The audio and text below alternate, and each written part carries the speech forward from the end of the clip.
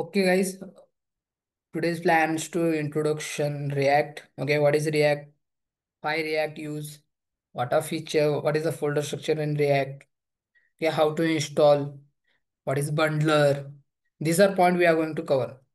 First, understand what is React and why React. React का picture मध्ये येतो डेव्हलपमेंटच्या ह्याच्यामध्ये. Let me show. Learn foundation. Foundation is important. Once you learn foundation ना, कळालं ना फाउंडेशन काय, पुढं काय काय कोड असू दे, there is a AI, there is some readymade codes in available market, तुम्ही नंतर ना ते कॅच करून युटिलाइज करू शकतात. पण फाउंडेशन जे आहेत ना, तो लर्नच करावा लागेल. ज्यांना फाउंडेशन येतो त्याला गरज नाही की पुढचं कोड जरी नाही लर्न केलं तरी तरी पण तुम्ही बनवू शकता.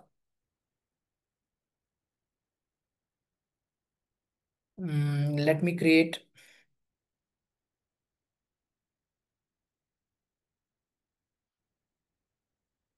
React. Second, five react.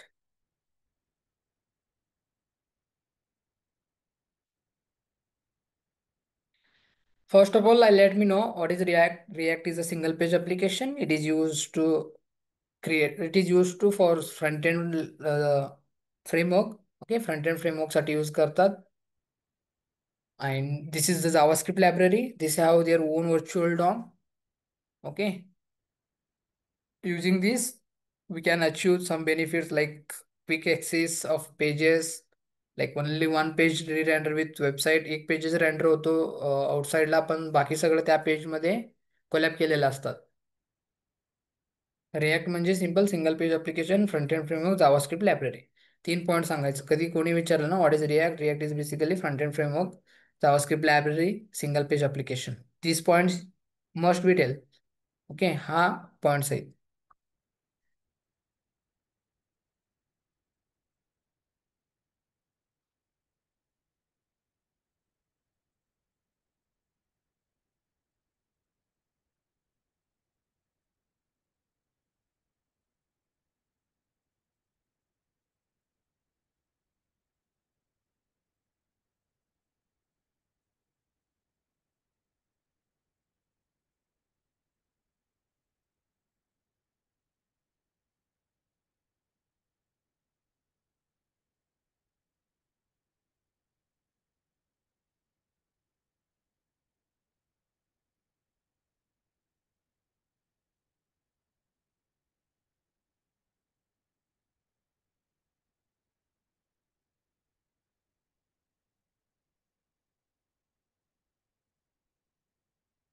First point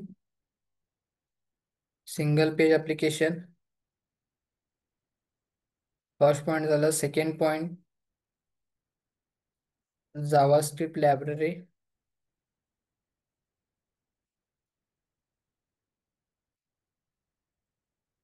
third point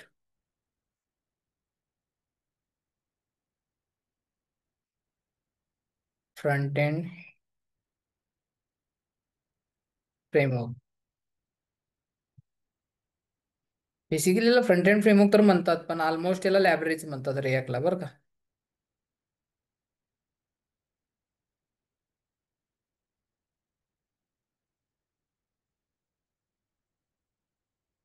नाव हाय रिॲक्ट. रिॲक्ट का यूज करायचं, त्याचं बेनिफिट्स लिहून देतोय ते.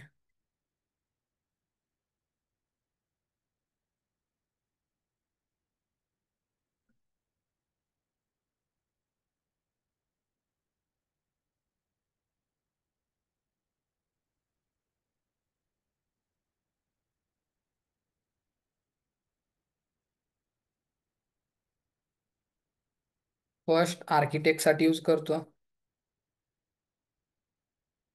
एक आर्किटेक्चर देतो बेसिकली फ्रंट एंडचा. सेकंड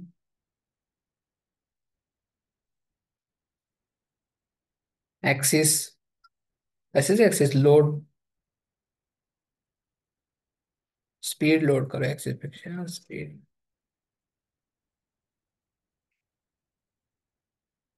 सॅप एक आहे reason, single page application.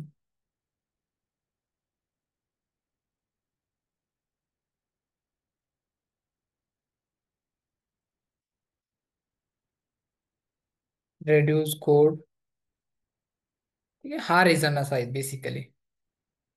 This is the foundation for React. React काय आहे? रिॲक्ट सिंगल पेज ॲप्लिकेशन आहे, JavaScript library, front end framework.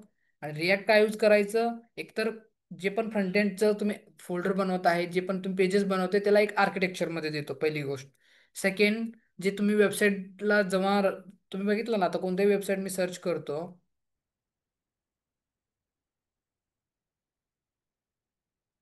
आता ही वेबसाईट सर्च करतो, ही बघा वेबसाईट थोडं लोड घेते रेंडर व्हायला, बघा थोडं लोड घेते, याला लेझिंग लोड. थोडं तर लोड घेतलं ना वेबसाईट लोड व्हायला. ठीक आहे, हा लोड. आता एखादे मी रिॲक्टचं ॲप्लिकेशन जर मी सर्च करायला गेलो ना, बघ क्विकली आलं. हे जे आहे ना, रिॲक्टमध्ये स्पीड होतं सगळ्यात स्पीड. आता रिॲक्ट यूज करून कोणतं कोणतं ॲप्लिकेशन बघायचं रिअल टाईममध्ये. In now market using react build application names. ठीक आहे, रिॲक्ट यूज करून आता सध्या किती ॲप्लिकेशन मार्केटमध्ये बनवलेले आहेत.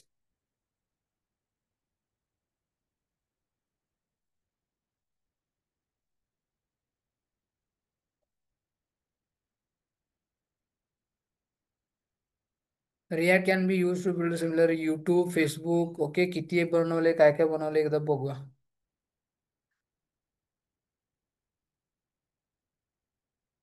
म्हणजे ॲस्क रॉंग क्वेश्चन.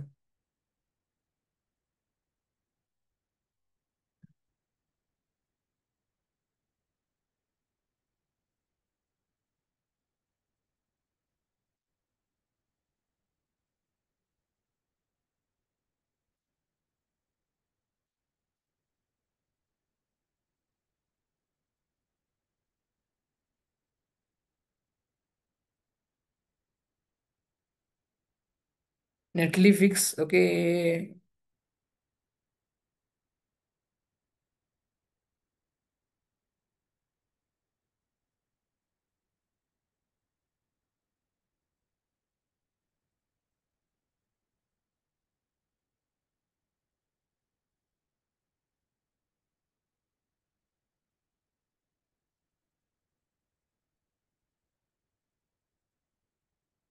आलेत बघा. ठीक आहे, नर्व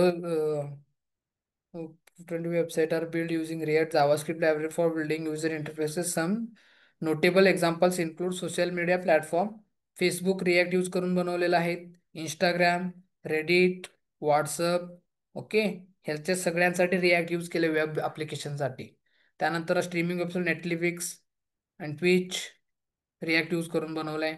सेल्सफोर्स, ड्रॉपबॉक्स. ठीक आहे, अटलॅशियन. आणि हॉस्पिटॅलिटीमध्ये शॉपिफाय, एअरबन.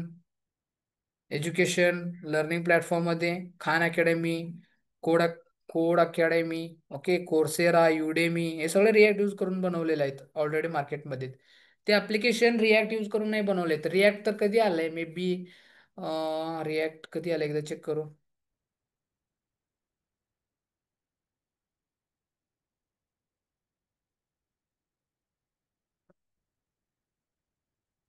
रिॲक्ट ना 2011 डिप्लॉयड अर्लिएस्ट विथ फेसबुक. फेसबुकने डिप्लॉय केलंय. Okay, particularly for the newest feature 2011. पण बेसिकली रिॲक्टचं इनॉग्रेशन कधी झालंय? हा, ऑलमोस्ट 10 to 15 12 इयर्स एवढंच होते रिॲक्ट येऊन मार्केटमध्ये. फर्स्ट रिॲक्ट नव्हतं. तुम्ही म्हणाल सर मग हे युडेमी वगैरे थोडे ना 11 वर्षाचं अगं पहिल्यापासून होते यूट्यूब हे सगळे. कधीपासून आहेत? खूप खूप खूप वर्षापासून आहेत. मग तेव्हा कोणतं यूज करत होतं? तेव्हा HTML CSS जावास्क्रिप्ट यूज करत होते. नंतर नंतर ना आता अपडेट होऊन रिॲक्ट यूज करायला आहेत. का? तेव्हा पण वेबसाईट चालू होतं, आता का रिॲक्ट यूज करायला आहेत ही आपल्याला लर्न करायचं फर्स्ट. 2011ला लॉन्च झालंय, मे बी 2016 पासून याचं ग्रोथ चालू झालंय, 16-17ला. आणि 2023ला तर सगळ्यात हायेस्ट रीच जे टेक्नॉलॉजी यूज केले म्हणजे रिॲक्ट. कोणत्याही टेक्नॉलॉजीला कम्पेअर केलेत ना, रिॲक्टचे जास्त जास्त यूज केले होते सगळ्यात जास्त. अजून पण आहे. एवढं मोठं मोठं ॲप्लिकेशन बनवलेत, मग ते यूज होणारच ना. फेसबुक फाउंड केले ह्याला मार्क झुकरबर्गची टीम. आणि ते त्यांच्यासाठी बनवले होते, पण ते they found the solution of bigger problem. एक दोन नाही, तीन चार प्रॉब्लेम सॉल्व्ह कराल तर मग तिने काय केलंय, ते का प्रोडक्ट बनवले रिॲक्टचे सगळे कोड पॅकेजेस. ओपन सोर्स आहे, तुम्ही पण सगळे त्यांच्या कोड ऍक्सेस करू शकतात. मे बी त्यांच्या ओरिजिनल प्लॅटफॉर्मला जावा, तिथं मिळेल गिटहब लिंक मध्ये. आता एवढं सगळं नॉलेज घेतलं आपण, रिॲक्ट कधी कोण फाउंड केलंय, कधी फाउंड केलंय, आणि काय आहे सध्या मार्केट काय रिॲक्टला, आणि रिॲक्टच का यूज केले. तर आता ऑलरेडी वेबसाईट तर चालूच होते, चालू आता तुम्हाला पण वेबसाईट बनवता येत आहे. आता मी सांगितलं कोणतं तरी एखादा वेबसाईट सांगितलं स्टॅटिक, एक कारच वेबसाईट म्हणा, नाहीतर एखादा शॉपची वेबसाईट बनवायला तुम्ही बनवणार कसं आहे काय म्हणून. पण आपल्याला रिॲक्ट का यूज करायचं ते समजायचं फर्स्ट. रिॲक्ट का पिक्चर मध्ये आलंय. आता छोटं ऍप्लिकेशन असेल तर चालतंय, तुम्ही HTML CSS जावास्क्रिप्ट यूज करा. पण ऍप्लिकेशन असं आहे ना, त्यामध्ये कंटेंट भरपूर आहे, लोडिंग भरपूर वेळा होतो. तेव्हा काय करायचं, फेसबुकमध्ये मिलियन युजर आहेत, इंस्टाग्राममध्ये million user, okay, million by billion मध्ये आहेत.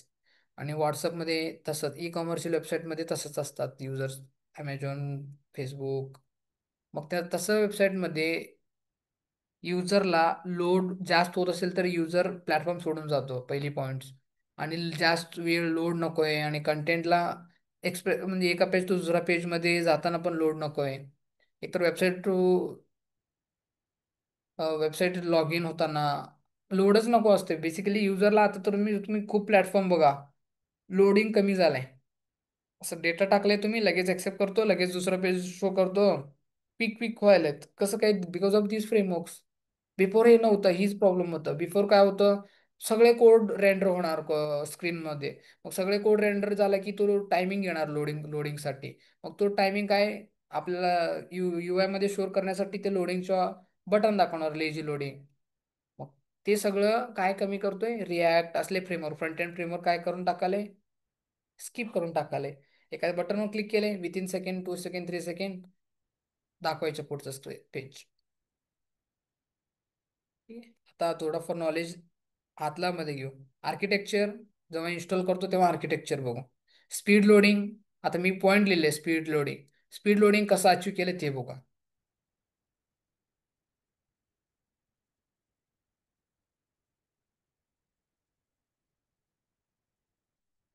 स्पीड लोडिंग बरं का, ही कन्सेप्ट कसा आहे ते. आता मला सांगा, एखादी वेबसाईट बनवायला प्लॅनिंग केलं, मी सांगितलं 15 पेजेसचं वेबसाईट बनवा. मग तुम्ही ऑब्विसली पेजेस बनवायला स्टार्ट करणार, आणि हेडर फुटर सगळीकडे असणार आहे. ठीक आहे, 15 पेजेसमध्ये हेडर फुटर असणार, ऑब्विसली असणार ना. पण ते घेऊया एक्झाम्पल.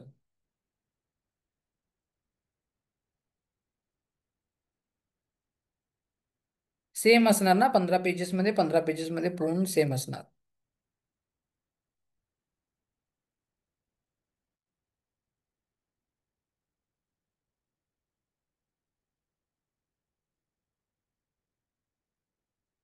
हेडर आहे 50 लाईनचं बरं का, 50 लाईनचं कोड आहे.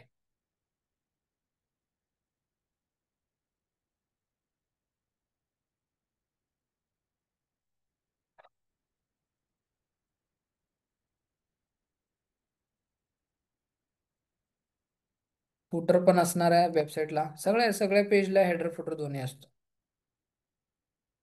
फुटर असणार 100 लाईन. आता मी किती पेजेस बनवायला सांगितले होतो, 15 पेज. मला आता सांगा तुम्ही, एक पेजला 150 लाईन हेडर आणि फुटरच घ्यायला, जर HTML CSS जावास्क्रिप्ट यूज करताना 15 पेजला किती होतं कॅल्क्युलेशन.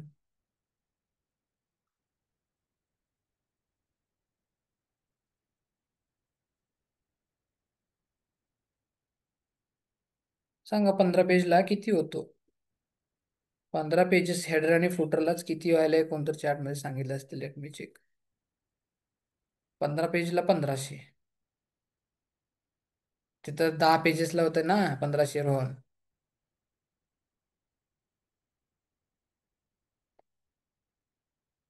कसं, around 23 exactly. Around 23 is correct. Okay, exactly me I hope, exactly किती होईल.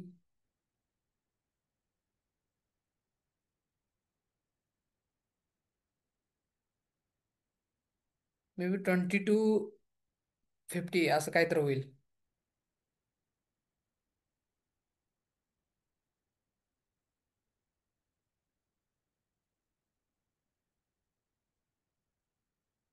मे बी 15 पेजेसला 2250 काय तर होत आहे. ठीक आहे, लाईन कोड. फक्त हेडर आणि फुटरचं सांगतो बरं का मी.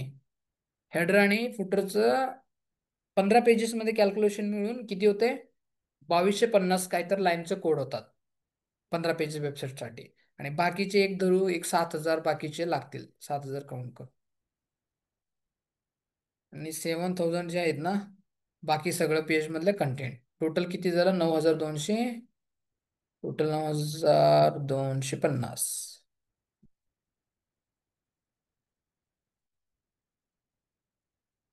आता ही HTML CSS जावास्क्रिप्ट यूज करून केलं तर एवढा एवढा एवढा लाईनचा कोड होतो.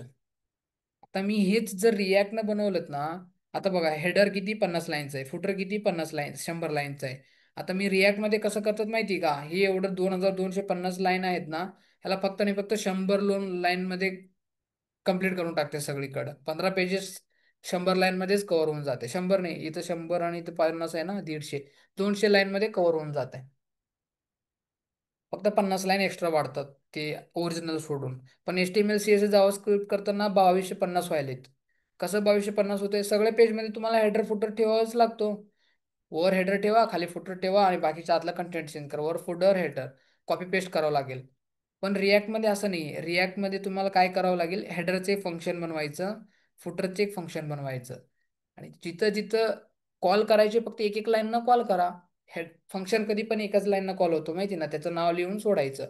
मग सेम आता रिॲक्टमध्ये काय होतो? फंक्शन लिहायला सांग, HTML फंक्शनमध्ये लिहायचं. रिॲक्ट काय करतो माहिती का? HTML ला रिटर्नच करतो, सिम्पल काय नाही करत. जावास्क्रिप्टचं सगळं लिहायचं असतो आणि रिटर्न HTML देत असतो. 50 लाईनचं एक कंपोनेंट बनवायचं, फंक्शनला कंपोनेंट म्हणतात बेसिकली. आणि फुटरचं एक कंपोनेंट बनवायचं. आणि जिथं जिथं पाहिजे तिथं कॉल करून घ्यायचे, सिम्पल. आणि 50 100 एकदाच लिहिले. आणि बाकीच्या ठिकाणी तुम्हाला कॉपी पेस्ट करायची गरज पडत नाही. बाकी ठिकाणी तुम्ही कॉल करणार. Copy paste replace with call. फंक्शनला कॉल करा. आता ऑब्विसली तुम्हाला फंक्शनला कसं कॉल करायचं माहिती आहे.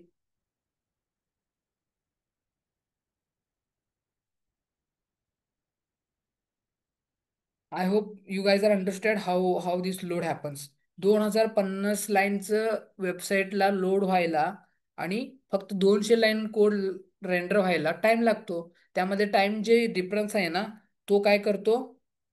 स्पीड लोडिंगला इन्क्रीज करून देतो. जर रिॲक्ट यूज केलंय 200 मध्ये, खतम. आणि तेच तुम्ही HTML CSS केलं तर 2250 पर्यंत चाललंय. आणि सेम ह्याच्यामध्ये पण कोड वाचू शकते ना, काही रिपिटेशनचा कोड असेल तर वाचून टाकणार, वाचता येतं. कळाला? This is the high speed loading happens. आणि अजून एक कन्सेप्ट आहे व्हर्च्युअल डॉम म्हणून, एक स्वतःच लायब्ररी आहे, स्वतःच डॉम आहे. कोणाचं? रिॲक्टचं. React of their own Dom.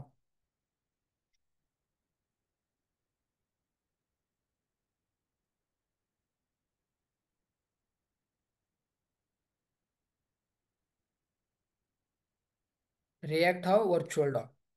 ठीक आहे, रिॲक्टचं स्वतःचं डॉम आहे. व्हर्च्युअल डॉम बेसिकली काय असतंय आपण ते लर्न करू. व्हर्च्युअल डॉम आहे.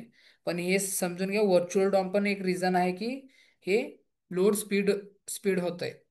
पहिली कन्सेप्ट. कोणी विचारले how speed you like achieve less, म्हणजे मोर स्पीड कसा अचीव करतं कोणी जर विचारलेत ना, using the virtual DOM and this concept, के function based component, this to makes React more speedable. जे रिलोडमध्ये जे ड्युरेशन लागणार आहे ना, तो लगेच करून टाकतो. पहिला कन्सेप्ट झाला स्पीड लोडिंग. आर्किटेक्ट तर आपण बघू. आर्किटेक्ट एक आर्किटेक्ट देतो, एक फ्रेमवर्क देतो. त्या फ्रेमवर्कमध्ये आपल्याला काम करायचं असते. ते फ्रेमला आर्किटेक्ट म्हणतो. ते फ्रेम आपण इन्स्टॉल केल्यावर बघू काय फ्रेम आहे. Single page application. Single page application काय? आता जे पण ब्राउझरला रेंडर होणार आहे तो एकच पेज रेंडर होतो, index.html. बाकी सब पेज त्या index.html मध्ये इंटिग्रेट करतात आम्ही. ठीक आहे, म्हणून याला सिंगल पेज ॲप्लिकेशन म्हणतात. बघू आपण याला सिंगल पेज ॲप्लिकेशन कसं का म्हणतात. जे ब्राउझरला आता नॉलेज, बेसिक नॉलेज असं ठेवा की जे रेंडर होतो ब्राउझरला एकच पेज रेंडर होतो, बाकी सगळं पेज त्या ब्राउझर त्या index dot H T M एलला रेंडर केलेलं असतात, म्हणजे इंटिग्रेट केलेलं असतात. मग एक पेजेस झाला की सगळं पेजेस त्या पेजेस थ्रू होस्ट होतात, त्या पेजेस थ्रूच दिसतात सगळे. त्याला म्हणायचं single page application. And reduce code, already we saw here कसं रेड्यूस कोड करतात. एखाद्या बनवणे फंक्शनमध्ये बनवणे, कॉल करून टाकणे. फंक्शनचं डेफिनेशन असते ना रेड्यूस दी कोड. आता तुम्ही हेडरचं एक फंक्शन फुटरचं एक फंक्शन बनवा, सिम्पल. नाव व्हर्च्युअल डॉम हेडिंग लिहून वाटल्यास अंडरस्टँडिंग करून घ्या. What is virtual DOM? Virtual DOM is what basically, let me tell you one concept first. Okay, the concept is like when you write one file or one project. Okay, एखादे project तुम्ही बनवत आहे, त्याच्यामध्ये एक page बनवलं about page. About page 1000 लाईनचं त्यामध्ये तुम्ही content टाकलात, 1000 लाईनचं content त्यामध्ये रेंडर केला तुम्ही. फर्स्ट टाइम रेंडर केलं की तो होस्ट केलं, सर नॉट रेंडर, होस्ट केलं की ते काय झालं, ब्राउझरला दिसायला येतं. तेव्हा तुम्ही रीड करताना एक एक बग सापडते तुम्हाला त्यामध्ये. एरर म्हणजे काय, तुम्ही कधी तर स्पेलिंग मिस्टेक केला त्यामध्ये. त्या स्पेलिंग मिस्टेक आता तुम्हाला चेंज करायचं आहे, ठीक आहे, कोडमध्ये जाऊन. परत तुम्ही काय करणार, HTML CSS जावास्क्रिप्टमध्ये लिहिलं असेल तर येणार, आणि परत काय करणार, चेंज करणार त्या कंटेंटला, परत होस्ट करून येणार, परत पुश करून येणार. मग तिथे येऊन चेक करणार कंटेंट चेंज झालेला असतो. पण इथं काय होतंय, तुम्ही फक्त एक लाईन चेंज केलेत तरी पण जे लोडिंग आहे ना, जो पण तुम्ही पुश केलेला कोड पूर्णच्या पूर्ण अजून एकदा अपडेट होतो ब्राउझरला. म्हणजे ही आता ही ब्राउझरला आहेत ना, जेव्हा मी एखाद्या HTML CSS जावास्क्रिप्ट मधला प्रोजेक्ट जर लोड केला ना, पूर्ण प्रोजेक्ट लोड होतो, म्हणून टाइम लागतंय. पण व्हर्च्युअल डॉम मध्ये असं नाहीये. व्हर्च्युअल डॉम असं कन्सेप्ट आहे ना, एकदा तुम्ही एक वेबसाईट लोड केले, बर, त्यानंतर ना तुम्ही एका लाईन मध्येच कोड अपडेट केलेले होस्ट केलेत ना, सेकंड टाइमला फक्त तो एकच लाईन अपडेट होऊन जाते, बाकी लोड वगैरे होत बसत नाही तिथं. एकदाच लोड करा, सेकंड टाइम फक्त अपडेटेड गोष्टी लोड करत बसतो. That is what virtual DOM. मग इथं पण तुमचं काय कन्सेप्ट होतो, लोडिंगला कमी कमी कमी टाइम मध्ये होऊन जाते लोड. हेडर फुटर तर एकदा लोड झाला, सेकंड टाइम पासून हेडर फुटर लोड करायचं नाही, आतला कंटेंट लोड करून टाकायचं, सिम्पल. हीच तर काम आहे ना व्हर्च्युअल डॉमचं. स्वतःच्या व्हर्च्युअल डॉममुळे हे फास्टर आहे लोडिंगसाठी.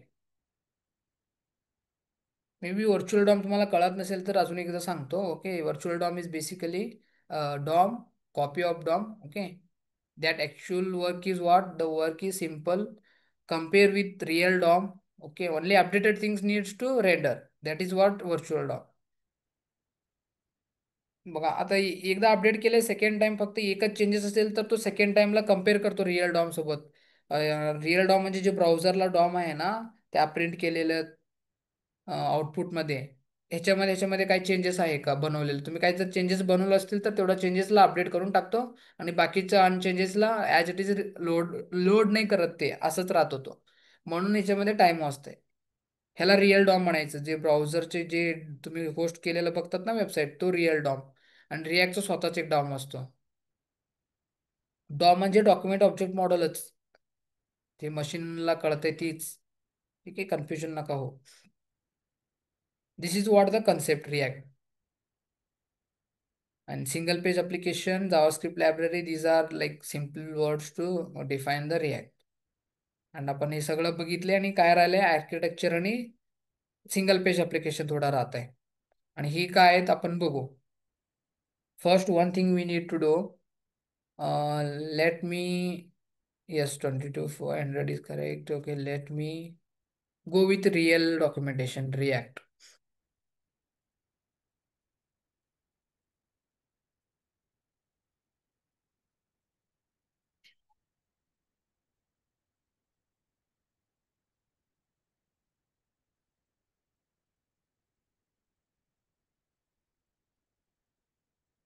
Get started. How to start React? Okay, I am going to tell you कसं स्टार्ट करणार तुम्ही react.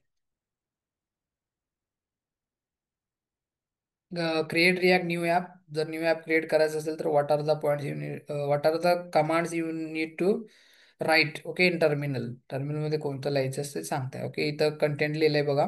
If you are learning React, okay, creating a single page app, use create react app. Okay, if you are building server render website with node.js, try next.js.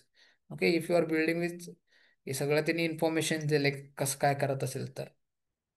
तर आता आपल्याला react शिकायचे. First react शिकण्यासाठी कसं create करायचं ती बघा.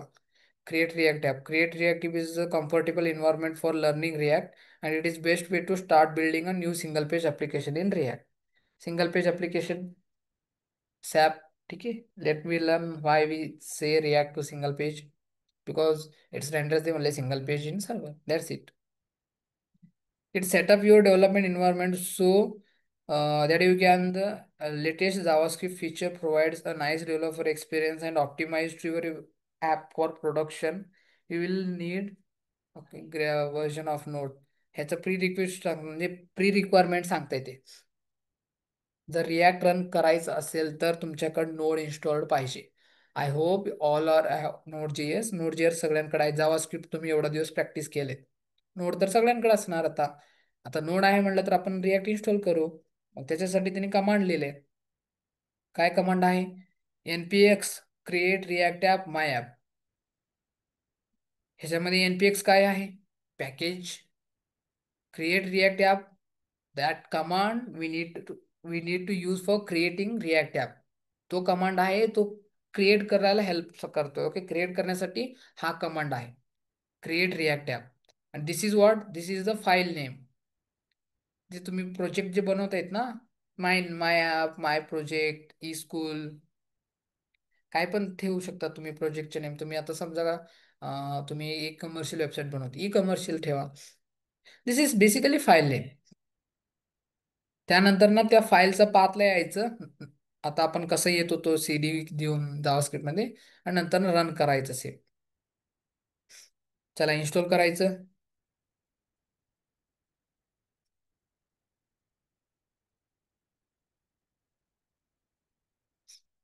Let me create new folder inside your batch folder. Okay,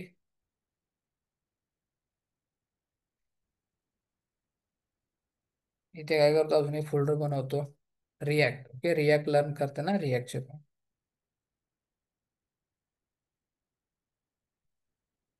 react बनवलो. रिॲक्ट ओपन करतो. डायरेक्टली पाथला येतो ना.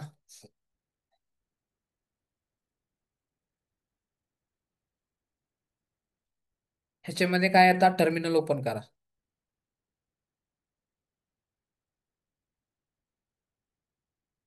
टर्मिनल ओपन करा. सिम्पली काय करा, first line npx create React app, copy और write yourself npx create React app. आणि इथं फाईल नेम देऊ. आता मी काय देतो, रिॲक्टला आपण नाव देऊया इथं file name, first react project करू.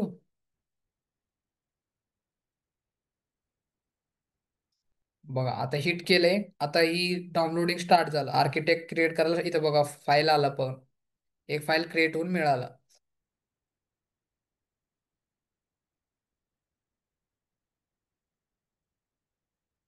Let's wait some time for to install this. Install होस तोपर्यंत थोडं वेट करू.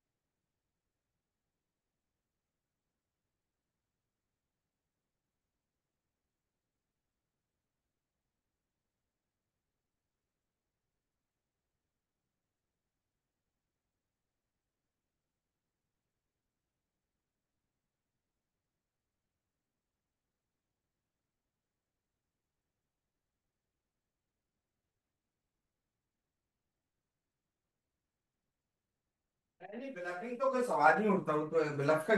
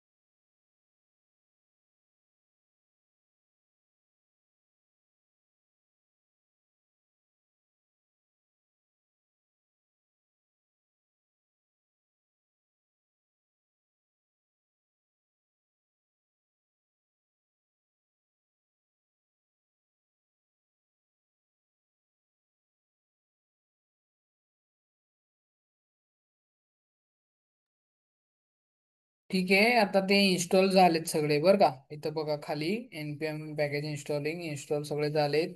आणि याच्यामध्ये एक फोल्डर स्ट्रक्चर दिलंय आपल्याला. यालाच आर्किटेक्ट म्हणलंय मी. ते आर्किटेक्ट दिलं होतं ना फोल्डरचं आर्किटेक्ट, हीच फोल्डरचं आर्किटेक्ट. आपण एकच कमांड रन केलं, पण ते सगळं एवढं डाउनलोड करून दिलं. काय काय नोड मॉडेलचं दिला, ह्याला हात नाही लावायचं, ह्याला ॲज इट इज ठेवून टाकायचं. ठीक आहे, आता बाकीचे पब्लिक फोल्डर दिलंय. त्यामध्ये index.html एक फाईल आहे. आणि बाकी सगळं फाईल इथं दिलेत. सेम SRC मध्ये app.css, app.js, app.test.js, index.js, index.css असे काहीतरी एक फोल्डर दिलं. हे फोल्डरला फर्स्ट रन करून बघू. We suggest that you are begin to try. कसं रन करण्यासाठी त्यांनी सांगितले, CD फर्स्ट ते फाईलला जावा, npm स्टार्ट म्हणून रन करा. Happy hacking. आता एकदा काय करूया, CD ला जातो फर्स्ट, त्या फाईलला पाथला जातो. त्या पाथला गेलो, नंतर ना npm स्टार्ट म्हणतो. रन काय होते बघू.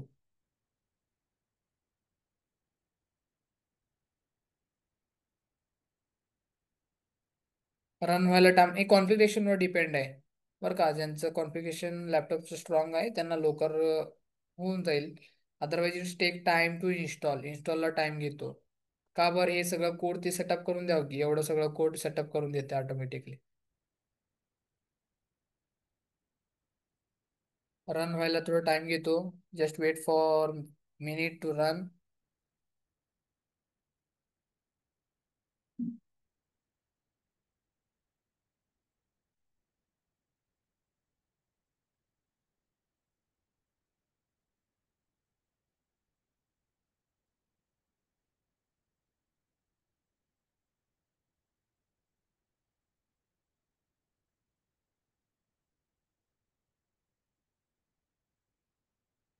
सर्व्हर स्टार्टिंग म्हणतोय. Let's wait for to start.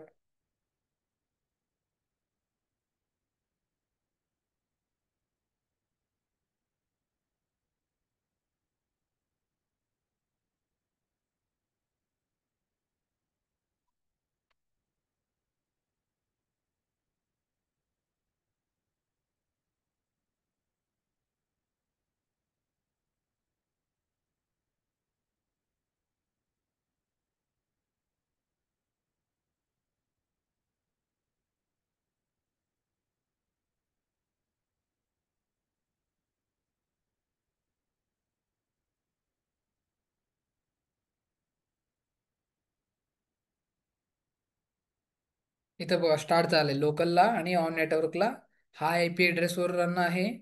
आणि लोकलला बघायला गेलं तर हा सिस्टीमला रन आहे. एकदा चेक करूया. इथं बघा लोकल 3000 वर आपला ह्या पोर्टल जे आहे ना रिॲक्टचं ऍप्लिकेशन रन होऊन भेटतात. हा इथं रन झालाय. आज तुम्ही एवढं करा, फर्स्ट नोट्स काढा रिॲक्टचं. मी जे इथं सांगितले होते, हा नोट्स स्टडी करायचा फर्स्ट. काय रिॲक्ट आहे, कसं रिॲक्ट आहे, वाटल्यास याचं स्नॅपशॉट घ्या. याचं स्नॅपशॉट घ्या, हे अंडरस्टँडिंग करून घ्या हे काय आहे. त्यानंतर न वेबसाईट थ्रू जावा आणि npx क्रिएट रिॲक्ट ॲप आणि डाउनलोड करा, रन करून चेक करा रन होते का नाही. काही एरर, काही ब्लॉक्स येत असेल तर शेअर्ड विथ ग्रुप, अदरवाइज मी I will help you to get out of that problem, that okay, that problem solve करण्यासाठी मी हेल्प करेन.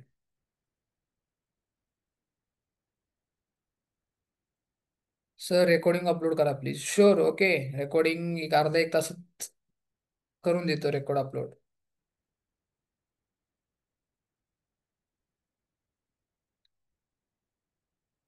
ठीक आहे, अटेंडन्स तुम्ही मार्क केला असेल तर वी क्लोज युअर सेशन.